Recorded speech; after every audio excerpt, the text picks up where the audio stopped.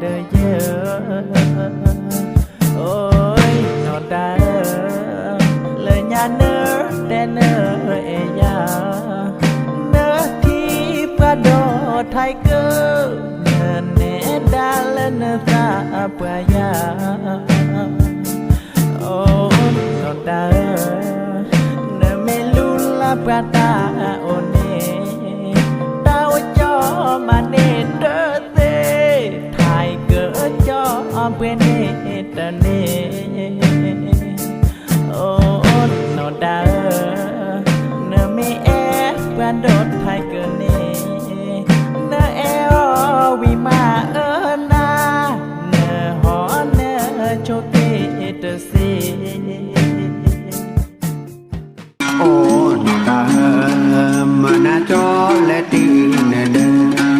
cô na na chờ ghé thơ kỳ mò ye đờ họ đờ giờ ô ta